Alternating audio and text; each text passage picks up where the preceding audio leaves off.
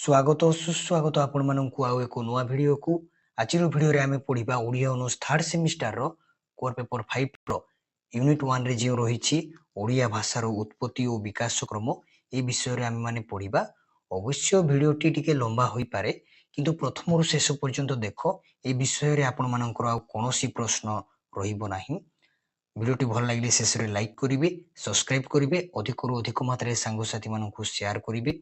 विलंब न करी आज भिडियोटी आरंभ करिबा। आपण मानक परीक्षा रे जदि ओडिया भाषार उत्पत्ति को नहीं प्रश्न आसे ताहले इंट्रोडक्शन रे प्रथमे आपण माने एतिकी लिखि देबे, तापर ओडिया भाषार उत्पत्ति को नहीं आगो को आमे जहा पढिबा से सब ही आपण माने लिखि देबे, सेतिकी ही यथेष्ट। भाषा हेउछि मानव जातिर एक विशिष्ट सृष्टि। व्यापक चिंता शक्तिर अधिकारी हेबा फलरे मानव एही भाषा को आविष्कार करि पारिछि। चिंता शक्ति और भाषा ताहार दुईटी मौलिक संपद जहाँ ताकू अन्य प्राणी मानक ठारू स्वतंत्र स्थान प्रदान करिछि। संस्कृत भाष धातुरे आ प्रत्यय युक्त हेले भाषा शब्दर उत्पत्ति घटे जार अर्थ हेउछि व्यक्तवाणी। संस्कृत रे भाषा को नहीं कौन मत रही संस्कृत रे भाषा को नहीं कौन कहुई बर्तमान टिके देखिदेबा। भाष्यते व्यक्त बाग रूपेण अभिव्यज्यते इति भाषा अर्थात व्यक्त बाग बा बाणी रूपरे जहार अभिव्यक्ति बा परिप्रकाश घटी थाए ताहाकू भाषा कहा जाए।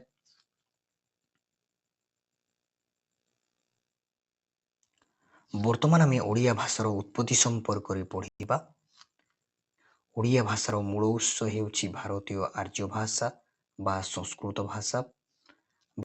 भारतीय आर्य भाषा हेउछि यूरोपीय बा इंडो यूरोपीय भाषा परिवारर सतम वर्ग अंतर्गत इंडो इरानियन आर्य शाखार भारतीय आर्य उपशाखा।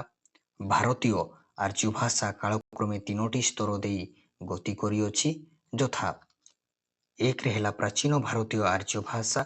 एहार समयसीमा हेउछि ख्रीष्टपूर्व 1500 रु ख्रीष्टपूर्व 500। दुई रे मध्य भारतीय आर्य भाषा ख्रीष्टपूर्व 500 रु ख्रीष्टीय 1000। तीन रे हेला आधुनिक भारतीय आर्य भाषा। एहार समयसीमा हेउछि 1000 ख्रीष्टीय परवर्ती।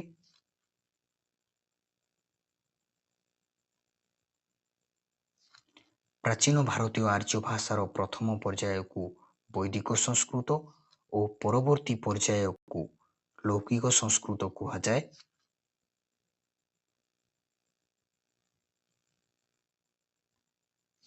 जनसाधारण द्वारा कथित संस्कृत रु सृष्टि लाभ करिथिला मध्य भारतीय आर्य भाषा। एहाकू तीनोटी स्तर रे विभक्त करा जाई पारे, यथा एक रे पाली भाषा। एहार समय सीमा हेउछि ख्रीष्टपूर्व 500 रु ख्रीष्टपूर्व 200। दुई रे प्राकृत भाषा। एहार समय सीमा हेउछि ख्रीष्टपूर्व 200 रु 500 ख्रीष्टाब्द। तीन रे अपभ्रंश भाषा। एहार समय सीमा हेउछि 500 ख्रीष्टाब्द रु 1000 ख्रीष्टाब्द।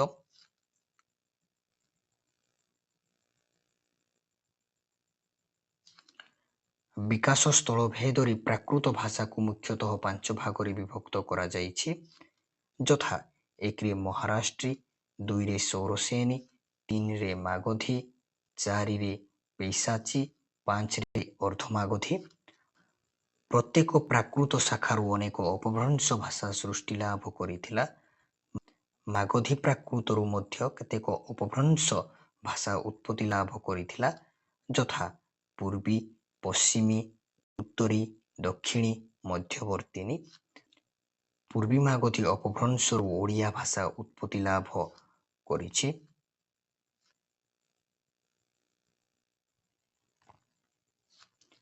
भारतवर्ष को आर्य माने विभिन्न दल रे आसीथिले। सेमानंक आगमन को भित्ति करी भारतीय आर्य भाषा को 3 भाग रे विभक्त करा जाई पारे, यथा एक रे बहिरंग, दुई रे मध्यवर्ती, तीन रे अंतरंग। बहिरंग वर्गीय भाषा गुड़िक मध्य रे लहंदा, सिंधी, मराठी, बंगाली, बिहारी, आसामी और ओडिया अंतर्भुक्त। तेणु ओडिया हेउछि बहिरंग वर्गीय भाषा।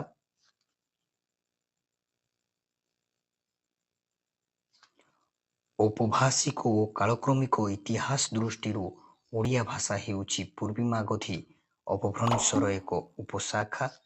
ପୂର୍ବୀମାଗଧୀ ଅପଭ୍ରଂଶ ଦୁଇ ଭାଗରେ ବିଭକ୍ତ, ଯଥା ଉତ୍ତରୀ ପୂର୍ବୀମାଗଧୀ ଓ ଦକ୍ଷିଣୀ ପୂର୍ବୀମାଗଧୀ। ବଙ୍ଗାଳୀ ଓ ଆସାମୀ ଭାଷା ହେଉଛି ଉତ୍ତରୀ ମାଗଧୀ ଅପଭ୍ରଂଶ ପ୍ରଶାଖାର ଅନ୍ତର୍ଭୁକ୍ତ ଓ ଓଡ଼ିଆ ହେଉଛି ଦକ୍ଷିଣୀ ପୂର୍ବୀମାଗଧୀ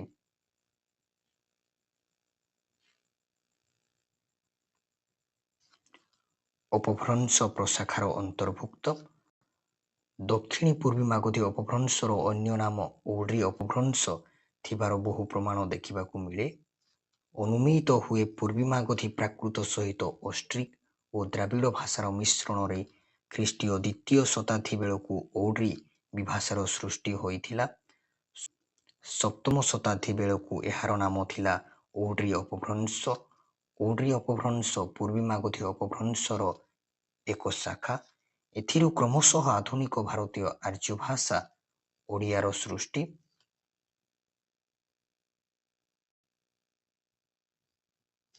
ସପ୍ତମ ଶତାବ୍ଦୀ ବେଳକୁ ଓଡ଼ିଆ ଭାଷା ଉତ୍ତର ଭାରତୀୟ, ମଧ୍ୟ ଭାରତୀୟ ଏପରିକି ପୂର୍ବ ଭାରତୀୟ ଅନ୍ୟାନ୍ୟ ଭାଷାଠାରୁ ସ୍ୱତନ୍ତ୍ର ରୂପ ନେଇ ବିକାଶ ଲାଭ କରିସାରିଥିବା କଥା ଏହି ଶତାବ୍ଦୀରେ ଓଡ଼ିଶାକୁ ଆସିଥିବା ବିଖ୍ୟାତ ଚୀନ ବୌଦ୍ଧ ପରିବ୍ରାଜକ ହ୍ୱେନ୍ସାଂଙ୍କ ଭାରତ ଭ୍ରମଣ ବୃତ୍ତାନ୍ତରୁ ଜଣାଯାଇଥାଏ। ସେ ଏହି ଭାଷାକୁ ଉଚ୍ଚ ଭାବରେ ଉଲ୍ଲେଖ କରିଛନ୍ତି। ହ୍ୱେନ୍ସାଂ ଓଡ୍ର ଦେଶର ଯେଉଁ ଭାଷା ସମ୍ପର୍କରେ ସୂଚନା ଦେଇଛନ୍ତି ତାହା ନିଶ୍ଚିତ ଭାବରେ ଓଡ୍ରି ଅପଭ୍ରଂଶ ଭାଷା।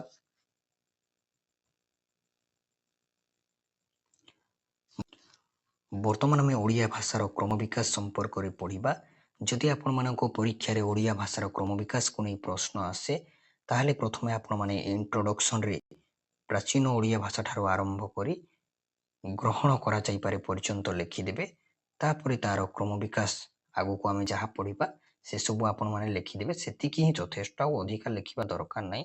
ସେତିକି ହିଁ ଆପଣମାନଙ୍କ ପାଇଁ ଯଥେଷ୍ଟ ହୋଇଯିବ। ବହୁତ ବଡ଼ ଲଙ୍ଗ କୋଶ୍ଚିନ୍ ହେଇଯିବ ତାହା। ତ ଆରମ୍ଭ କରିବା।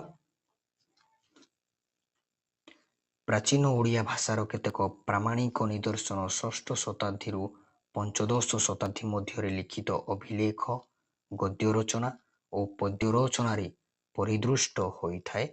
ଶୈଳୋଦ୍ଭବ, ଭୌମକର ଓ ଗଙ୍ଗବଂଶୀୟ ରାଜାମାନଙ୍କ ଦ୍ୱାରା ଖୋଦିତ ହୋଇଥିବା ଅଭିଲେଖ ଗୁଡ଼ିକରେ ଯତ୍ରତତ୍ର ଓଡ଼ିଆ ଶବ୍ଦର ସନ୍ଧାନ ମିଳେ। ଉଦାହରଣ ସ୍ୱରୂପ ଧର୍ମରାଜ ସୁମଣ୍ଡଳଙ୍କ ଅଭିଲେଖ, ମାଧବ ବର୍ମାଙ୍କ ନିବିନା ତାମ୍ରଶାସନ, ଗଣ୍ଡିବେଢ଼ ବୌଦ୍ଧମୂର୍ତ୍ତିରେ ଉତ୍କୀର୍ଣ୍ଣ ଅଭିଲେଖ, ଅନନ୍ତ ଦେବବର୍ମାଙ୍କର ମଞ୍ଜୁଷା ତାମ୍ରଶାସନ, ଦ୍ୱିତୀୟ ବଜ୍ରହସ୍ତ ଦେବଙ୍କର ଉର୍ଜାମ ଶିଳାଲେଖ ପ୍ରଭୃତିକୁ ଗ୍ରହଣ କରାଯାଇପାରେ।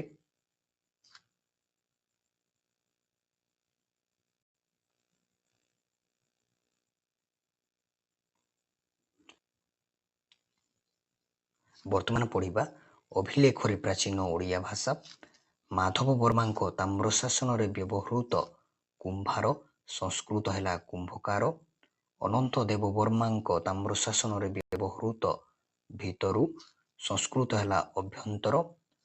15 ସଂସ୍କୃତ ହେଲା ପଞ୍ଚଦଶ। ଶବ୍ଦଗୁଡ଼ିକ ହେଉଛି ଓଡ଼ିଆ। ଉର୍ଜାମ ଶିଳାଲେଖଟି ବର୍ତ୍ତମାନର ଆନ୍ଧ୍ରପ୍ରଦେଶ ଅନ୍ତର୍ଗତ ଚିକାକୋଲ ଜିଲ୍ଲାର ଉର୍ଜାମ ଗ୍ରାମରୁ ଆବିଷ୍କୃତ। ଏହାର ଲିପି ନାଗରୀ, ଭାଷା ବିକୃତ ସଂସ୍କୃତ। ଏଥିରେ କେତେକ ଓଡ଼ିଆ ଶବ୍ଦ ଓ ତେଲୁଗୁ ଶବ୍ଦ ରହିଛି। ଏହି ଶିଳାଲେଖର ଭାଷାରୁ ଓଡ଼ିଆ ଭାଷାର ପୂର୍ଣ୍ଣ ବିକଶିତ ରୂପର ପରିଚୟ ମିଳେ ନାହିଁ।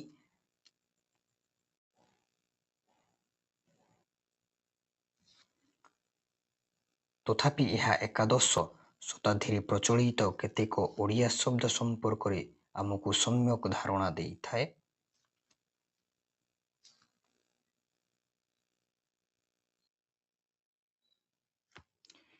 ଏହି ଶିଳାଲେଖରେ ବ୍ୟବହୃତ ଓଡ଼ିଆ ଶବ୍ଦଗୁଡ଼ିକ ହେଉଛି ମେଲାଣ, ଦୟ କରିଲା, ଦାନ କଲା, ତିନି, ତିନି, ଅକକୁ, ଏକା, ମାଣିଚ, ମଣିଷ, ଧିଲା, ଦେଲା, ଶଣି, ଶନି, ଗୌ, ଗାଁ ଓ ସମ୍ମୁଖେ, ସମ୍ମୁଖେ ଇତ୍ୟାଦି।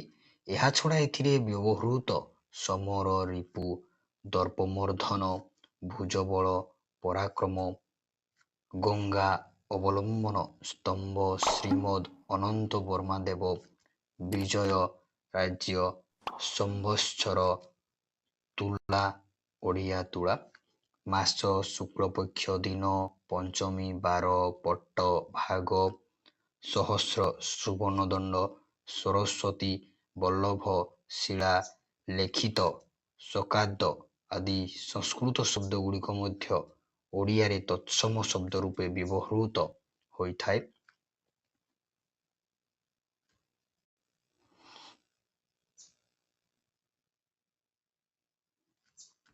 ଭୁବନେଶ୍ୱରରୁ ଆବିଷ୍କୃତ ଦ୍ୱିତୀୟ ନରସିଂହ ଦେବଙ୍କ ଦ୍ୱୈଭାଷିକ ଶିଳାଲେଖ, ଯାହାକି ଖ୍ରୀଷ୍ଟୀୟ 1249ରେ ଖୋଦିତ ହୋଇଥିବା ଜଣାଯାଇଛି।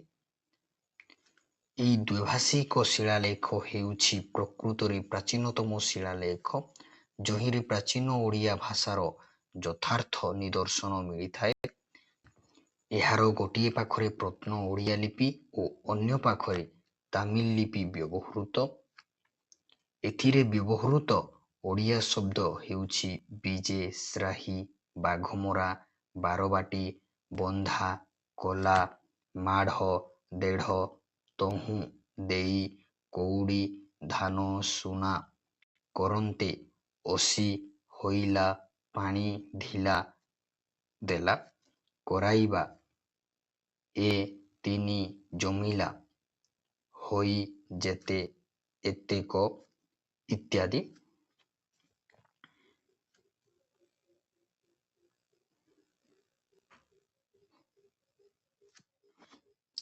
ଚର୍ଯା ଗୀତିକାର ଭାଷାରେ ଓଡ଼ିଆ ଭାଷାର ଲକ୍ଷଣ। ଚର୍ଯା ଗୀତିକାର ଭାଷାରେ କିପରି ଓଡ଼ିଆ ଭାଷାର ଲକ୍ଷଣ ଦେଖିବାକୁ ମିଳେ ସେ ବିଷୟରେ ବର୍ତ୍ତମାନ ପଢ଼ିବା।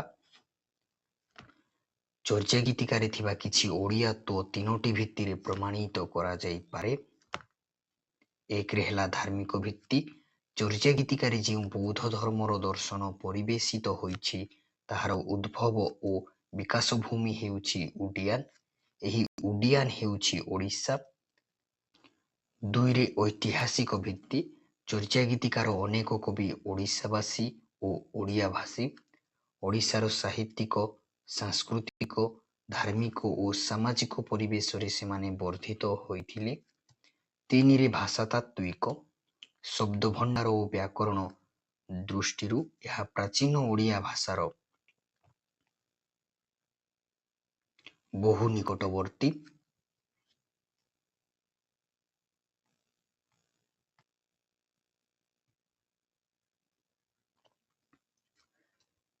ଚର୍ଯା ଗୀତିକାରେ ପରିଲକ୍ଷିତ ପ୍ରାଚୀନ ଓଡ଼ିଆ ଶବ୍ଦାବଳୀ ସମ୍ପର୍କରେ ବର୍ତ୍ତମାନ ଆମେ ପଢ଼ିବା। ଐଶ, ଏସା ବା ଏପରି, ଅକିଳେଶେ, ଅକ୍ଳେଶେ, ଅଦଭୁଅ, ଅଦ୍ଭୁତ, ଅନହା, ଅନାହତ, ଅହାରି, ଆହାର କରି, ଆଗଲି, ଆଗୁଆଳି, ଆଚାରେ, ପଦ୍ଧତିରେ, ଆବଇ, ଆସଇ, ଆଳେ, ତୁଚ୍ଛାରେ, ଇନ୍ଦି, ଇନ୍ଦ୍ରିୟ, ଇଷ୍ଟମାଳା, ଇଷ୍ଟମାଳ, ଜପମାଳା,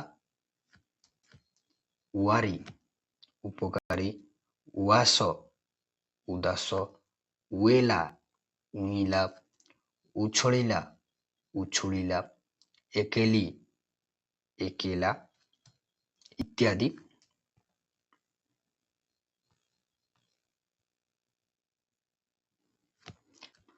ବର୍ତ୍ତମାନ ଆମେ ପଞ୍ଚଦଶ ଶତାବ୍ଦୀର ଓଡ଼ିଆ ଭାଷା କିପରି ଥିଲା ସେ ସମ୍ପର୍କରେ ପଢ଼ିବା।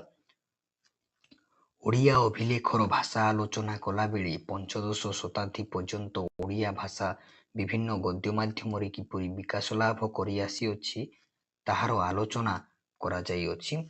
ଚର୍ଯା ଗୀତିକା ପରେ ଦଶମ ଶତାବ୍ଦୀ ଠାରୁ ପଞ୍ଚଦଶ ଶତାବ୍ଦୀ ମଧ୍ୟରେ ଅମରକୋଷ, କଳସା ଚଉତିଶା ପ୍ରଭୃତି କେତୋଟି କ୍ଷୁଦ୍ର ରଚନାକୁ ଛାଡ଼ିଦେଲେ ଆଉ କୌଣସି ବିଶିଷ୍ଟ ସାହିତ୍ୟିକ ରଚନା ଆମର ଦୃଷ୍ଟିଗୋଚର ହୁଏ ନାହିଁ। ପଞ୍ଚଦଶ ଶତାବ୍ଦୀରେ ହିଁ ସାରଳା ଦାସ ତାଙ୍କର ବିରାଟ ଗ୍ରନ୍ଥ ସାରଳା ମହାଭାରତ, ଚଣ୍ଡୀପୁରାଣ ଓ ବିଲଙ୍କା ରାମାୟଣ ରଚନା କରି ଯଥାର୍ଥ ଓଡ଼ିଆ ଭାଷାରେ ସମୃଦ୍ଧ ଓ ବଳିଷ୍ଠ ସାହିତ୍ୟ ସୃଷ୍ଟି କରିଗଲେ।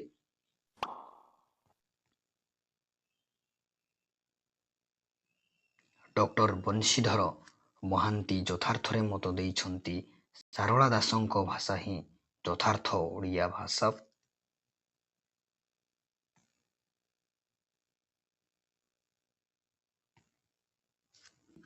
ପଞ୍ଚଦଶ ଶତାବ୍ଦୀ ବେଳକୁ ଓଡ଼ିଆ ଭାଷା ଓ ଲିପିର ନାମକରଣ ହୋଇସାରିଥିବାର ପ୍ରମାଣ ସାରଳା ମହାଭାରତରୁ ମିଳିଥାଏ। ଶ୍ରୀକୃଷ୍ଣଙ୍କ ସାନ୍ଦୀପନୀ ଋଷିଙ୍କ ନିକଟରେ ବିଦ୍ୟା ଶିକ୍ଷା ପ୍ରସଙ୍ଗରେ ସାରଳା ଦାସ ତତ୍କାଳୀନ ପ୍ରଚଳିତ ଅନ୍ୟାନ୍ୟ ଭାରତୀୟ ଭାଷା ଓ ଲିପି ସମୂହର ଉଲ୍ଲେଖ ସହ ଓଡ଼ିଆ ଭାଷା ଓ ଲିପିର ନାମୋଲ୍ଲେଖ କରିଛନ୍ତି। ଓଡ଼ିଆ ତେଲେଙ୍ଗିଜେ ନାଗେରୀ ଦକ୍ଷିଣୀ କନାଉଜ ଆହରଣ ଗୌଡ଼ୀ ଆଚକ୍ରାୟଣୀ ବିରଞ୍ଚି ମରାହାଟି ମହାଭାଖା ଡାହାଳ ବେଲାଳ ଆଦି ଯେତେ ପଞ୍ଚମ ରେଖା।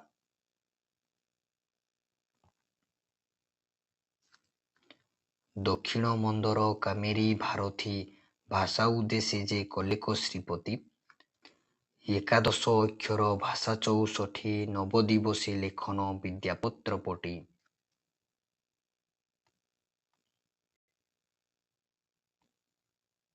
ବର୍ତ୍ତମାନ ଆମେ ପଞ୍ଚସଖା ଯୁଗରେ ଓଡ଼ିଆ ଭାଷାର ବିକାଶ ସମ୍ପର୍କରେ ପଢ଼ିବା। ପଞ୍ଚସଖା ଯୁଗ ସମୟରେ ଓଡ଼ିଆ ଭାଷା କିପରି ଥିଲା ସେ ସମ୍ପର୍କରେ ବର୍ତ୍ତମାନ ପଢ଼ିବା। ପଞ୍ଚସଖା ଯୁଗରେ ଅର୍ଥାତ୍ ଷୋଡ଼ଶ ଶତାବ୍ଦୀରେ ଓଡ଼ିଆ ପଦ୍ୟ ଓ ଗଦ୍ୟର ପର୍ଯ୍ୟାପ୍ତ ବିକାଶ ଓଡ଼ିଆ ଭାଷା ଓ ସାହିତ୍ୟର ଇତିହାସରେ ଏକ ନୂତନ ଅଧ୍ୟାୟ ସୃଷ୍ଟି କରିଥିଲା। ସାରଳା ସାହିତ୍ୟ ପରେ ଓଡ଼ିଆ ଭାଷା ଓ ସାହିତ୍ୟର ବିକାଶ ପଥରେ ଜଗନ୍ନାଥ ଦାସଙ୍କ ଭାଗବତ ଏକ ମାଇଲଖୁଣ୍ଟ। ସେ ପର୍ଯ୍ୟନ୍ତ ଓଡ଼ିଆ ଭାଷା ଯେ ପ୍ରକୃତ ଭାଷାର ପ୍ରଭାବରୁ ସମ୍ପୂର୍ଣ୍ଣ ମୁକ୍ତ ହୋଇପାରିନାହିଁ ତାହା ଜଗନ୍ନାଥ ଦାସଙ୍କ ପରି ସଂସ୍କୃତ ପଣ୍ଡିତ ଓ ଓଡ଼ିଆ ଭାଷା ଅଭିଜ୍ଞ ସାହିତ୍ୟିକ ଅନୁଭବ କରିଛନ୍ତି। ତେଣୁ ସେ ତାଙ୍କର ଭାଗବତର ବହୁ ସ୍ଥଳରେ ଉଲ୍ଲେଖ କରିଛନ୍ତି।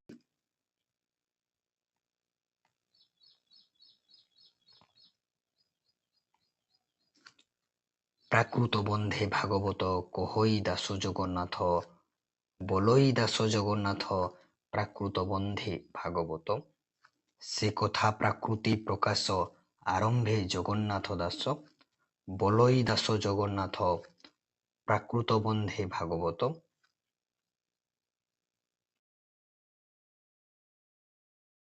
ଜଗନ୍ନାଥ ଦାସଙ୍କ ଭାଗବତର ଭାଷା ସମ୍ପର୍କରେ ବର୍ତ୍ତମାନ ଟିକେ ପଢ଼ିଦେବା। ଭାଗବତର ତତ୍ତ୍ୱ ଓ ଧର୍ମବାଣୀକୁ ଓଡ଼ିଆମାନଙ୍କ ନିକଟରେ ଆଦୃତ ଓ ପ୍ରଚାରିତ କରାଇ ସେମାନଙ୍କ ଭକ୍ତି ଧର୍ମ ପିପାସାକୁ ଚରିତାର୍ଥ କରିବା ପାଇଁ ଜଗନ୍ନାଥ ଦାସ ଓଡ଼ିଆ ଭାଷାରେ ସଂସ୍କୃତ ଭାଗବତକୁ ଅନୁବାଦ କରିଥିଲେ। କିନ୍ତୁ ଆର୍ଯ୍ୟତ୍ୱ ଓ ଦେବତ୍ୱରେ ପୂର୍ଣ୍ଣ ପବିତ୍ର ସଂସ୍କୃତ ଗ୍ରନ୍ଥକୁ ପ୍ରାକୃତ ଭାଷାବିଶେଷ ଓଡ଼ିଆ ଭାଷାରେ ଅନୁବାଦ କରିବାକୁ ସେ ବୋଧହୁଏ ଅପରାଧ ବୋଲି ମନେ କରିଛନ୍ତି। ତେଣୁ ଭାଷାକୁ ଯେତେ ଦୂର ମାର୍ଜିତ କରି ସଂସ୍କୃତର ନିକଟତର କରିବାକୁ ଚେଷ୍ଟା କରିଛନ୍ତି। ତାଙ୍କର ଭାଷା ଯେ ପ୍ରାକୃତ ଭାଷାର ପ୍ରଭାବରୁ ସମ୍ପୂର୍ଣ୍ଣ ମୁକ୍ତ ହୋଇଯାଇଛି ଏକଥା କୁହାଯାଇ ପାରିବ ନାହିଁ।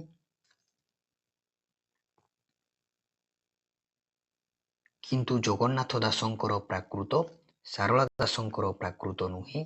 ସାରଳା ଦାସଙ୍କର ଓଡ଼ିଆ ଭାଷାକୁ ସ୍ୱାଭାବିକ ପ୍ରାକୃତ ବା ପ୍ରାକୃତିକ ପ୍ରାକୃତ ପ୍ରଭାବିତ ଭାଷା ଭାବରେ ଅଭିହିତ କରାଗଲେ ଜଗନ୍ନାଥ ଦାସଙ୍କର ଓଡ଼ିଆ ଭାଷାକୁ ଓଡ଼ିଆ ସାହିତ୍ୟିକ ପ୍ରାକୃତ ପ୍ରଭାବିତ ଭାଷା ଭାବରେ ଅଭିହିତ କରାଯାଇପାରେ।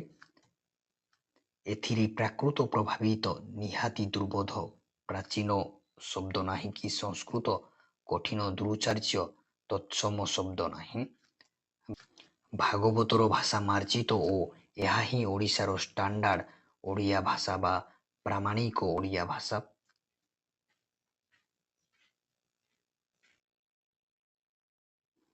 ବର୍ତ୍ତମାନ ଆମେ ଅଷ୍ଟାଦଶ ଶତାବ୍ଦୀର ଓଡ଼ିଆ ଭାଷା ସମ୍ପର୍କରେ ପଢ଼ିବା। ସପ୍ତଦଶ ଶତାବ୍ଦୀରେ ଓଡ଼ିଆ କାବ୍ୟ ସୃଷ୍ଟି ଆରମ୍ଭ ହୋଇଯାଇଥିଲେ ହେଁ ଅଷ୍ଟାଦଶ ଶତାବ୍ଦୀ ହେଉଛି ଗୀତିଯୁଗୀୟ କାବ୍ୟ ସୃଷ୍ଟିର ସୁବର୍ଣ୍ଣ ଯୁଗ। ରୀତିକାବ୍ୟର କବିମାନେ ସଂସ୍କୃତ କବିଜନୋଚିତ ପାଣ୍ଡିତ୍ୟକୁ ପ୍ରଶ୍ରୟ ଦେଇଥିଲେ। ଶବ୍ଦ ପଣ୍ଡିତ ନ ହେଲେ ଜଣେ କବି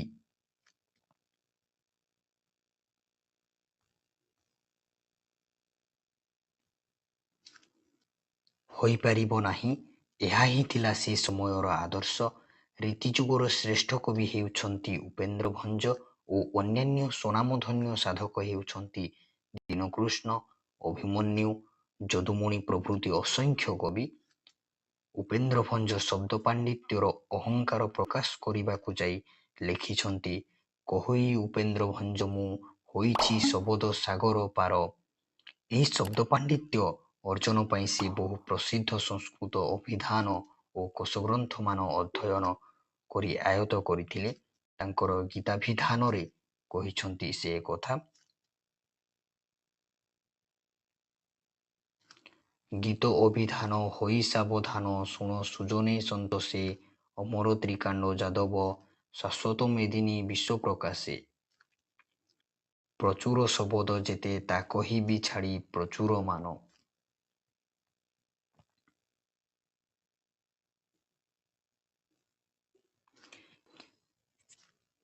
ଏହି ପଂକ୍ତିରୁ ଜଣାଯାଏ ଯେ ସେ ଅମରସିଂହଙ୍କ ଅମରକୋଶ, ଯାହାକି ଚତୁର୍ଥରୁ ପଞ୍ଚମ ଶତାବ୍ଦୀରେ ଲିଖିତ ହୋଇଥିଲା। ଶାଶ୍ୱତଙ୍କର ଅନେକାର୍ଥ ସମୁଚ୍ଚୟ, ଯାହାକି ଷଷ୍ଠରୁ ସପ୍ତମ ଶତାବ୍ଦୀ ମଧ୍ୟରେ ଲିଖିତ ହୋଇଥିଲା। ଯାଦବ ପ୍ରକାଶଙ୍କ ବୈଜୟନ୍ତୀ, ଯାହାକି ଏକାଦଶ ଶତାବ୍ଦୀରେ ଲିଖିତ ହୋଇଥିଲା। ମହେଶ୍ୱର ଆଚାର୍ଯ୍ୟଙ୍କ ବିଶ୍ୱ ପ୍ରକାଶ, ଯାହାକି ଦ୍ୱାଦଶ ଶତାବ୍ଦୀରେ ଲିଖିତ ହୋଇଥିଲା। ମେଦିନୀକରଙ୍କ ମେଦିନୀକୋଶ, ଯାହାକି ତ୍ରୟୋଦଶରୁ ଚତୁର୍ଦଶ ଶତାବ୍ଦୀରେ ଲିଖିତ ହୋଇଥିଲା। ପୁରୁଷୋତ୍ତମ ଦେବଙ୍କ ତ୍ରିକାଣ୍ଡକୋଶ, ଯାହାକି 1300 ଖ୍ରୀଷ୍ଟାବ୍ଦରେ ଲିଖିତ ହୋଇଥିଲା। ଏହି 6ଟି କୋଶଗ୍ରନ୍ଥ ଅଧ୍ୟୟନ କରିଥିଲେ।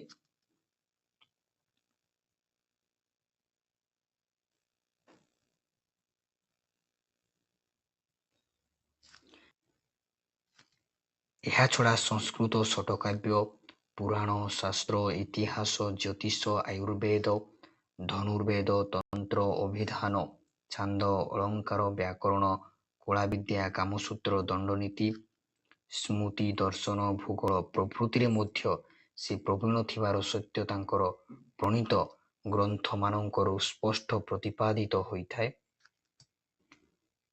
ଅସାଧାରଣ ଶବ୍ଦ ପାଣ୍ଡିତ୍ୟର ଅଧିକାରୀ କବି ଉପେନ୍ଦ୍ର ଭଞ୍ଜ ତାଙ୍କର କାବ୍ୟମାନଙ୍କରେ ଧ୍ୱନି, ଅକ୍ଷର ଓ ଶବ୍ଦର ଅଦ୍ଭୁତ ଯାଦୁ ଦେଖାଇଥିବାରୁ ବିଜୟଚନ୍ଦ୍ର ମଜୁମଦାର ତାଙ୍କୁ ଶବ୍ଦର ଯାଦୁକର ଭାବରେ ଅଭିହିତ କରିଥିଲେ।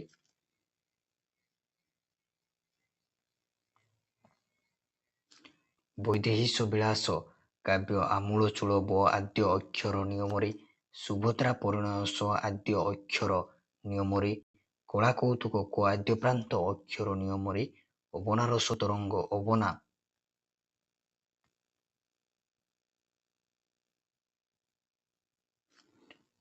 ଅକ୍ଷର ନିୟମରେ ରଚନା କରାଯାଇଥିବା ପ୍ରକୃତରେ ଅଦ୍ଭୁତ କବି ପ୍ରତିଭାର ପରିଚାୟକ।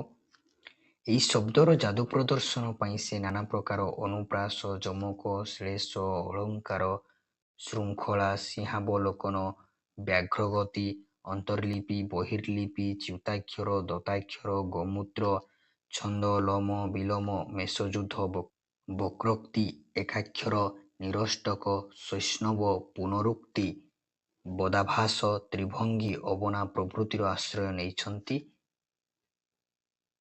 ଗୋଟିଏ ଗୋଟିଏ ବାକ୍ୟ କେବଳ ଏହି ଶବ୍ଦ ପାଣ୍ଡିତ୍ୟ ପ୍ରଦର୍ଶନ ଉଦ୍ଦେଶ୍ୟରେ ହିଁ ରଚିତ ହୋଇଅଛି।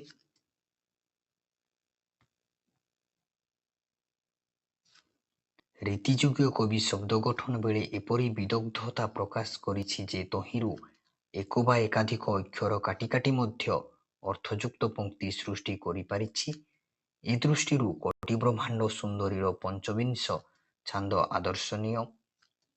ଏପରି ଶବ୍ଦ ପାଣ୍ଡିତ୍ୟ ବିଶ୍ୱ ସାହିତ୍ୟରେ ବିରଳ। ଅକ୍ଷତ ଭାବରେ ଛାନ୍ଦଟି ବର୍ଷା ଋତୁକୁ ବୁଝାଏ ଓ ରାଗିଣୀଟି ହୁଏ ଚିନ୍ତାଦେଶାଖ୍ୟ।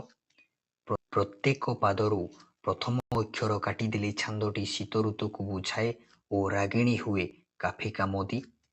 ପ୍ରତି ପାଦରୁ 2ଟି ଲେଖାଏଁ ଅକ୍ଷର କାଟିଦେଲେ ଏହା ଗ୍ରୀଷ୍ମ ଋତୁକୁ ବୁଝାଏ ଓ ରାଗିଣୀ ହୁଏ ମାଳବରାଡ଼ି। ଉଦାହରଣ ସ୍ୱରୂପ ଗୋଟିଏ ପଦ ନିଆଯାଉ। ବର୍ତ୍ତମାନ ଆମେ ଗୋଟିଏ ପଦ ଉଦାହରଣ ପାଇଁ ନେବା।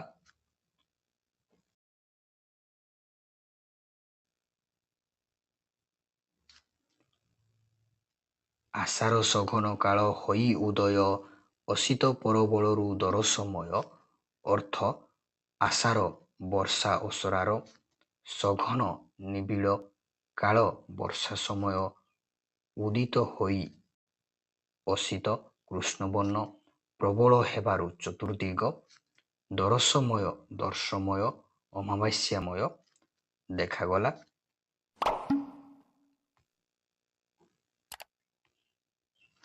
ଗୋଟିଏ ଲେଖାଏଁ ଅକ୍ଷର କାଟିଦେଲେ ସାରସ ଘନ କାଳ ହୋଇ ଉଦୟ, ଶୀତ ପରବଳରୁ ଦର ସମୟ।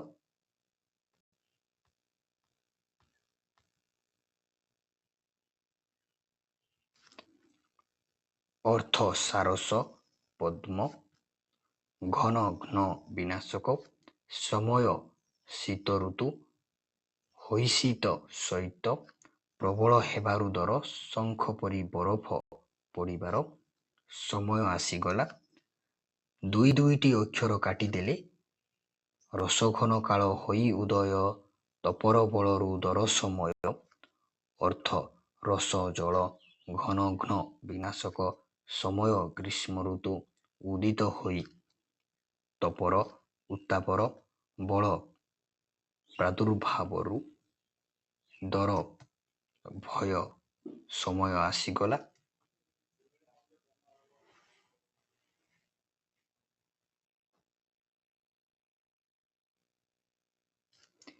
ଏପରି ଭାବରେ ଶବ୍ଦକୁ ନେଇ ରୀତିଯୁଗୀୟ କବିମାନେ ନାନା ବାଜିକର ଦେଖାଇଛନ୍ତି।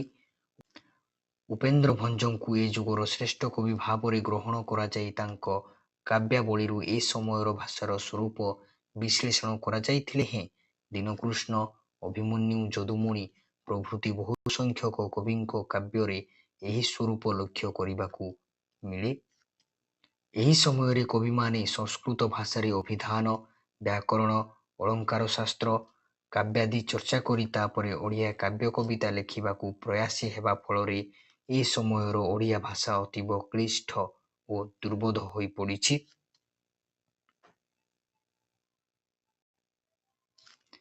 ଭାଷାତତ୍ତ୍ୱ ଦୃଷ୍ଟିରୁ ଦେଖିଲେ କାବ୍ୟଯୁଗର ଭାଷାରେ ସ୍ୱାଭାବିକ ଓଡ଼ିଆ ଭାଷାର ଲକ୍ଷଣ ନାହିଁ ସତ, ତଥାପି ଏ ଯୁଗରେ ପର୍ଯ୍ୟାପ୍ତ ପରିମାଣରେ ସଂସ୍କୃତ ତତ୍ସମ ଓ ଅର୍ଦ୍ଧତତ୍ସମ ଶବ୍ଦର ସଂକଳନ ଫଳରେ ଓଡ଼ିଆ ଶବ୍ଦଭଣ୍ଡାର ସମୃଦ୍ଧ ହୋଇପାରିଛି ଓ ଉଚ୍ଚକୋଟୀର ସାହିତ୍ୟ ଗଢ଼ି ଉଠି ପାରିଛି।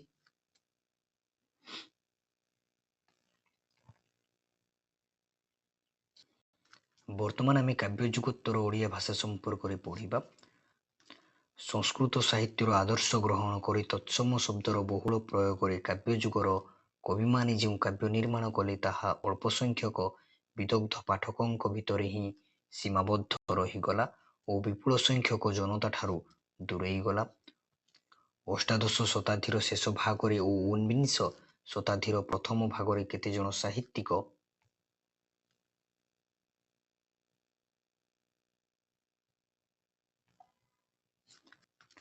ଦେଖାଦେଲେ, ଯେଉଁମାନେ ସଂସ୍କୃତ ଶବ୍ଦ ଓ ପ୍ରାକୃତିକ ଓଡ଼ିଆ ଶବ୍ଦର ମଧୁର ସମନ୍ୱୟ ଘଟାଇଲେ। ଏପରିକି ଭଞ୍ଜଙ୍କର ଶ୍ରେଷ୍ଠ କାବ୍ୟଶିଷ୍ୟ ଅଭିମନ୍ୟୁ ଯଦିଓ ତାଙ୍କର କାବ୍ୟମାନଙ୍କରେ ବିଭିନ୍ନ ବର୍ଣ୍ଣାନୁପ୍ରାସ, ବିଭିନ୍ନ ଯମକ, ଅନ୍ତର୍ଲିପି, ବହିର୍ଲିପି, ଦତ୍ତାକ୍ଷର, ଚ୍ୟୁତାକ୍ଷର ପ୍ରଭୃତିର ପ୍ରୟୋଗ କରିଛନ୍ତି ଓ ଟାଣଚଣା ଚର୍ବଣ ନାରଦ କଲା ପରି ଟେକ ଅଜ ଭାଜିବ ଅବଶ୍ୟ ଶ୍ରମ କରି ପରି ପଦମାନଙ୍କରେ ତାଙ୍କର କାବ୍ୟର ପାଣ୍ଡିତ୍ୟ ପ୍ରାଧାନ୍ୟ ପ୍ରଦର୍ଶନ କରିଛନ୍ତି। ତଥାପି କହିଛନ୍ତି, ଦିବ୍ୟ ଅଦିବ୍ୟ ଭାଷାରେ ପଦ ହେବ ସିଦ୍ଧି, ଦେଖ ମହାଜନ ମାର୍ଗ ପରମ୍ପରା ବିଧି।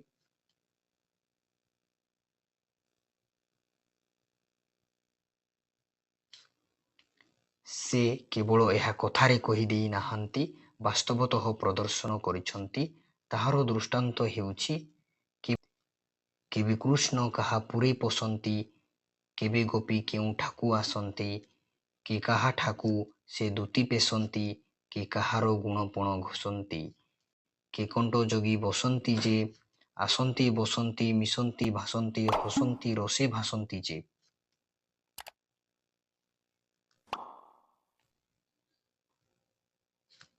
ଏସବୁ କ୍ଷେତ୍ରରେ ଭାଷାର ସରଳତା ପ୍ରତି ଦୃଷ୍ଟି ଦିଆଯାଇଥିଲେ ମଧ୍ୟ ରୀତିଯୁଗୀୟ ଅନୁପ୍ରାସ ପ୍ରତି ମଧ୍ୟ ଗୁରୁତ୍ୱ ଆରୋପ କରାଯାଇଅଛି। ରୀତିଯୁଗୀୟ ଦୀନକୃଷ୍ଣ ଓ ସଦାନନ୍ଦ କବିସୂର୍ଯ୍ୟ ବ୍ରହ୍ମା ମଧ୍ୟ କାବ୍ୟରେ ଦିବ୍ୟ ଅଦିବ୍ୟ ବା ସଂସ୍କୃତ ପ୍ରାକୃତ ଉଭୟ ଭାଷାର ସମନ୍ୱୟ ଚାହୁଁଥିଲେ ଓ କାବ୍ୟରେ ଏହି ଆଦର୍ଶ ସମ୍ପର୍କରେ ସୂଚନା ଦେଇଥିଲେ। ଯଥା କ ଅକ୍ଷର ହୋଇଛି ନିୟମ, କଥା ନହେ ଦିବ୍ୟ ଅଦିବ୍ୟ ସମ। ବହୁ ଛନ୍ଦବନ୍ଧ କାବ୍ୟ ପରାକୃତ ମତେ, ମୋ ମୁଖେ ପ୍ରକାଶିଲା ସଂସ୍କୃତ ସମ୍ମିଳିତେ।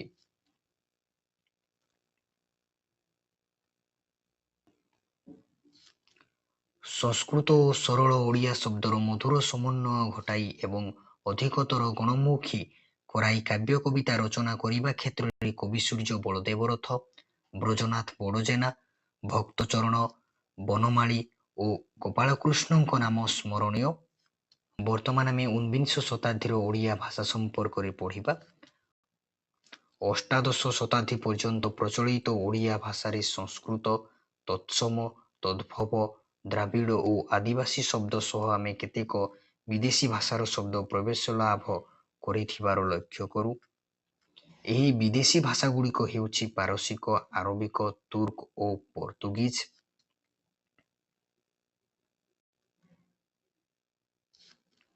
ଊନବିଂଶ ଶତାବ୍ଦୀରେ ଓଡ଼ିଆ ଭାଷା ଉପରେ ଇଂରାଜୀ ଭାଷାର ପ୍ରଭାବ ଏକ ନୂଆ ମୋଡ଼ ସୃଷ୍ଟି କରିଥିଲା। 1803 ମସିହାରେ ଇଂରେଜମାନେ ଓଡ଼ିଶା ଅଧିକାର କରିବା ପରଠାରୁ ବାଣିଜ୍ୟ, ଶାସନ, ନିରାପତ୍ତା ବିଭାଗ, ବିଚାର ବିଭାଗ, ରାଜସ୍ୱ ବିଭାଗ, ଶିକ୍ଷା, ଧର୍ମ ଓ ନାନାବିଧ ନୂତନ ବସ୍ତୁର ପ୍ରଚଳନ ମାଧ୍ୟମରେ ଇଂରାଜୀ ଭାଷା ଓଡ଼ିଆ ଭାଷାରେ ଅନୁପ୍ରବେଶ କଲା।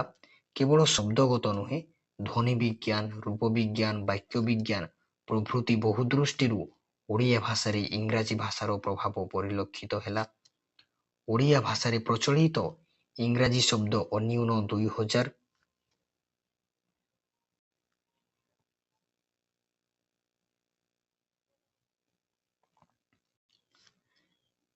କେବଳ ପାରସିକ, ଆରବିକ, ତୁର୍କ, ପର୍ତ୍ତୁଗୀଜ ଓ ଇଂରାଜୀ ଭାଷାର ଶବ୍ଦ ନୁହେଁ, ବିଶ୍ୱର ବହୁ ଭାଷାର ଶବ୍ଦ ଓଡ଼ିଆ ଶବ୍ଦ ଭଣ୍ଡାରକୁ ସମୃଦ୍ଧ କରିଅଛି।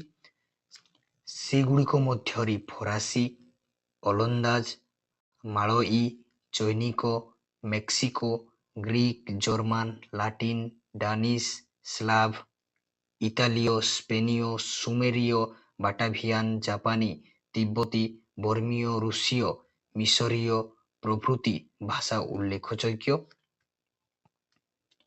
ଊନବିଂଶ ଶତାବ୍ଦୀରେ ମୁଦ୍ରାଯନ୍ତ୍ରର ଆବିଷ୍କାର, ବହୁ ସଂଖ୍ୟାରେ ଆଧୁନିକ ବିଦ୍ୟାଳୟ ଓ ମହାବିଦ୍ୟାଳୟର ପ୍ରତିଷ୍ଠା ଏବଂ ପାଶ୍ଚାତ୍ୟ ସାହିତ୍ୟର ଅଧ୍ୟୟନ ଓ ଅଧ୍ୟାପନା ଦ୍ୱାରା ଓଡ଼ିଆ ସାହିତ୍ୟ ବଳିଷ୍ଠ ଓ ବୈଚିତ୍ର୍ୟପୂର୍ଣ୍ଣ ହୋଇଅଛି।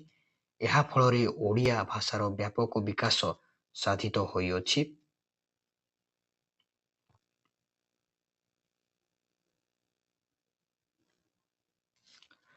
କ୍ରମଶଃ ଓଡ଼ିଆ ଭାଷା ଭାରତର ପ୍ରତିଷ୍ଠିତ ଓ ବଳିଷ୍ଠ ଭାଷାମାନଙ୍କ ମଧ୍ୟରେ ଏକ ଦୃଷ୍ଟି ଆକର୍ଷଣକାରୀ ସ୍ଥାନ ଲାଭ କରିପାରିଅଛି। ଭାରତ ଓ ଭାରତ ବାହାରେ ବିଭିନ୍ନ ଶିକ୍ଷାନୁଷ୍ଠାନମାନଙ୍କରେ ଓଡ଼ିଆ ଭାଷାର ଅଧ୍ୟୟନ ଓ ଅଧ୍ୟାପନାର ବ୍ୟବସ୍ଥା ରହିଛି। ଓଡ଼ିଆ ଭାଷାର ଐତିହ୍ୟ ଯେପରି ଗୌରବମୟ, ବର୍ତ୍ତମାନ ମଧ୍ୟ ସେହିପରି ସମୃଦ୍ଧିମୟ। ଭିଡ଼ିଓଟି ଭଲ ଲାଗିଥିଲେ ଶେଷରେ ଲାଇକ୍ କରିବେ, ସବସ୍କ୍ରାଇବ୍ କରିବେ, ଅଧିକରୁ ଅଧିକ ମାତ୍ରାରେ ସାଙ୍ଗସାଥିମାନଙ୍କୁ ସେୟାର କରିବେ। ଦେଖା ହେବା ଖୁବ୍ ଶୀଘ୍ର ଆଉ ଏକ ନୂଆ ଭିଡ଼ିଓରେ।